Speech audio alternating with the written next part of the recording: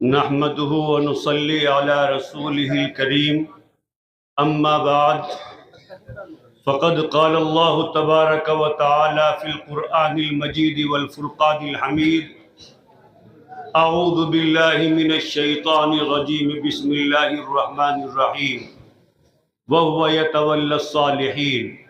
صدق الله العظيم اللهم صل على سيدنا محمد وعلى آل سيدنا محمد وبارك وسلم خودی کا سر نہاں لا الہ الا اللہ خودی کا سر نہاں لا الہ الا اللہ خودی ہے تیغ فساں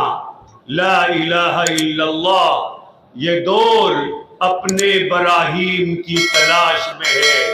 یہ دور اپنے براہیم کی تلاش میں ہے صنم کدا ہے جہاں لا الہ الا اللہ کیا ہے تو نے متاع غرور کا سودا فریب سود و زیاں لا الہ الا اللہ یہ نغمہ فصل گل و لالا کا نہیں پابند یہ نغمہ فصل گل و لالا کا نہیں پابند بہار ہو کے خزاں لا الہ الا اللہ اگرچہ بت ہے جماعت کی آستینوں میں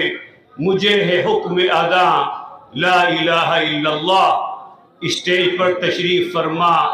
معقر علماء کرام خاص طور سے میرے استاد حضرت مولانا ریاست صاحب دامت برکاتہم العالیہ حضرت مولانا حسین صاحب دامت برکاتہم استاذ حدیث و ناظم تعلیمات دارالعلوم دیوبند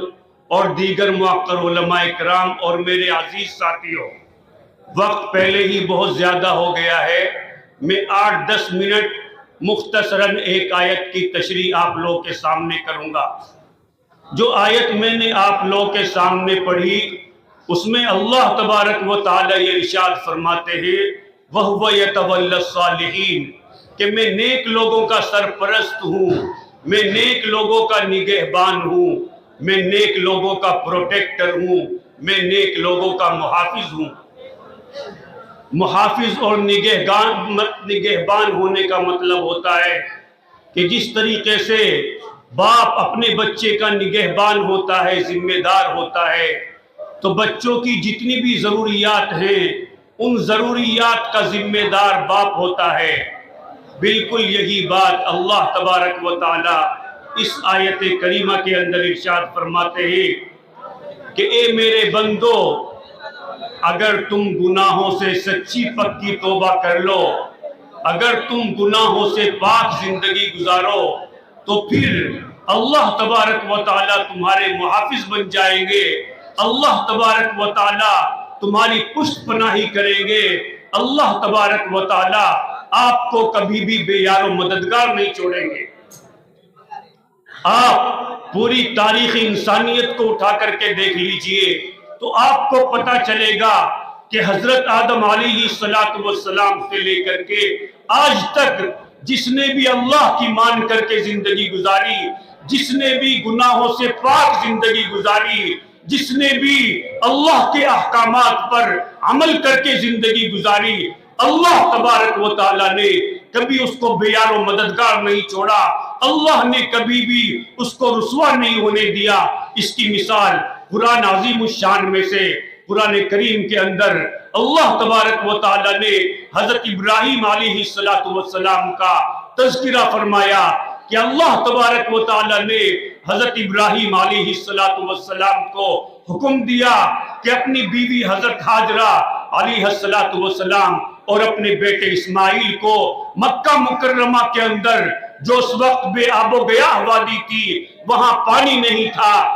نہیں تھا تو زندگی نہیں تھی چھوڑ کر جانے کے لیے ارشاد فرمایا اللہ تبارک و تعالیٰ کا حکم تھا اور یہ حکم بھی تھا کہ آپ اپنی اہلیہ کو زبان سے یہ نہیں بتائیں گے کہ آپ ان کو چھوڑ کر کے کیوں جا رہے ہیں ان کی اہلیہ نے جب پوچھا کہ آپ ہمیں کس کے بھروسے چھوڑ کر کے جا رہے ہیں تو حضرت ابراہیم علیہ السلام خاموش رہے، دوسری مرتبہ پھر انہوں نے پوچھا تو بھی خاموش رہے، تیسری مرتبہ انہوں نے سوال کا انداز بدل کر کے پوچھا کہ کیا آپ ہمیں اللہ کے بھروسے چھوڑ کر کے جا رہے ہیں؟ اس پر انہوں نے اشارہ فرما دیا کہ ہاں میں تمہیں اللہ کے بھروسے چھوڑ کر کے جا رہا ہوں۔ اس پر حضرت ہاجرہ علیہ السلام نے فرمایا کہ پھر اللہ ہمیں ضائع نہیں کرے گا۔ I wish I had the faith of Hazrat Hajra that being a woman, being a weak creature, she never got frightened, she never got afraid, she had such a deep faith in Allah تبارک و تعالی کہ عورت ہونے کے باوجود ان کا توکل، ان کا ایمان اللہ تبارک و تعالی کے اوپر اتنا تھا کہ انہوں نے فرمایا کہ پھر تو اللہ ہمیں ضائع نہیں کرے گا۔ چنانچہ 2-4 دن کے بعد جو کھانا اور جو پانی تھا وہ ختم ہو گیا۔ اماں بھی پیاسی ہے، بچہ بھی پیاسا ہے، ماں اپنی بھوک پیاس تو برداشت کر لیتی ہے لیکن بچے کی پیاس ماں سے دیکھی نہیں جاتی۔ چنانچہ وہ پانی کی تلاش میں صفا اور مروہ کے درمیان دوڑ لگاتی ہے، اور اللہ تبارک و تعالیٰ کے لیے مسلمان یا کوئی بھی انسان جو بھی قربانی دے گا اللہ تبارک و تعالیٰ اس کا بدلہ دے گا۔ کوئی 1 روپیہ بھی اخلاص کے ساتھ اللہ کے راستے میں دے گا اللہ اس کا بھی بدلہ دے گا۔ کوئی 2 رکعت نماز بھی پڑھے گا اللہ اس کا بھی بدلہ دے گا۔ فَمَن يَعْمَلْ مِثْقَالَ ذَرَّةٍ خَيْرًا يَرَهُ، اگر کوئی 1 ذرے کے برابر بھی نیکی کرے گا اس کو دیکھ لے گا اللہ اس کا بدلہ عطا فرمائے گا۔ إِنَّ اللَّهَ شَاكِرٌ عَلِيمٌ، اللہ تبارک و تعالیٰ بہت قدردان ہے۔ لیکن اگر کوئی اللہ کے لیے جذبات کی قربانی دیتا ہے تو اللہ تبارک و تعالیٰ کو جذبات کی قربانی بہت پسند ہے۔ اسی لیے حضرت مولانا حکیم اختر صاحب نے لکھا، تو نے ان کی راہ میں طاعت کی لذت بھی چکھی، تو نے ان کی راہ میں طاعت کی لذت بھی چکھی، ہاں شکست آرزو کا بھی مقام قرب دیکھ، جاں فروشی تن فروشی سر فروشی سب سہی، پی کے خون آرزو پھر کے فی جام قرب دیکھ۔ چنانچہ جب انہوں نے اللہ کے لیے اتنی بڑی قربانی دی تو اللہ تبارک و تعالیٰ نے ان کے بیٹے حضرت اسماعیل کے پاؤں کے نیچے سے زمزم کو جاری فرما دیا، جو آج سائنٹیفیکلی the most purified water ہے، جس سے بہترین پانی، ہیلدی پانی پوری دنیا کے اندر پایا نہیں جاتا۔ اللہ نے اتنی ہی قدردانی نہیں فرمائی بلکہ اللہ تبارک و تعالیٰ نے ان صفا اور مروہ پہاڑیوں کو جن کے اوپر حضرت ہاجرہ علیہ السلام دوڑی تھی، قرآن کریم کے اندر ان کا تذکرہ فرمایا۔ اللہ نے فرمایا ان الصفا والمروہ من شعائر اللہ، کہ صفا اور مروہ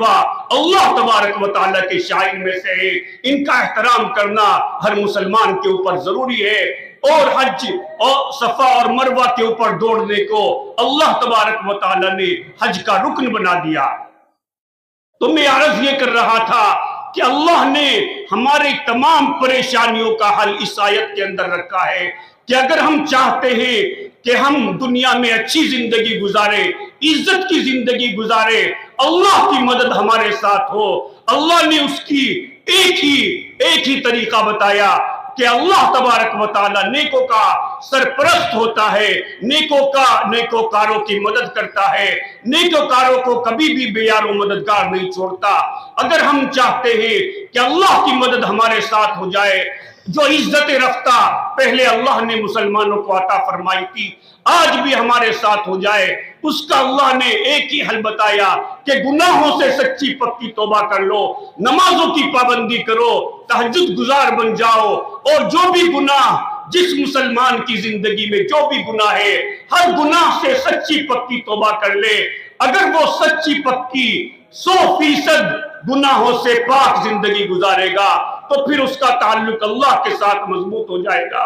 اور جس مسلمان کا بھی تعلق اللہ سے مضبوط ہو جائے پھر اللہ آخرت کی کامیابی تو اس کے مقدر میں لکھے گا، اللہ تبارک و تعالی اس کی دنیا ہی کو جنت بنا دے گا۔ آج بھی ہو جو براہین سیما پیدا آگ کر سکتی ہے، انداز گلستہ پیدا فضائے بدر پیدا کر، فرشتے تیری نصرت کو اتر سکتے ہیں گردوں سے، قطار اندر قطار اب بھی دعا فرمائے کہ اللہ تبارک و تعالی مجھے بھی اور آپ لوگوں کو بھی گناہوں سے سچی پکی توبہ کرنے کی توفیق عطا فرمائے، تاکہ اس کے بدلے اللہ ہماری دنیا بھی بنا دے اور آخرت کی کامیابی بھی ہمارے نصیب میں لکھ دے۔ سب لوگ تشریف رکھیں، استاد محترم حضرت مولانا مفتی ریاست صاحب دامت برکات ان کا خطاب ہوگا، اور اس کے بعد حضرت ہی کی دعا پر یہ مجلس جو ہے مکمل ہوگی۔ اللہ عمل کی توفیق عطا فرمائے۔ وآخر دعوانا الحمدللہ رب العالمین۔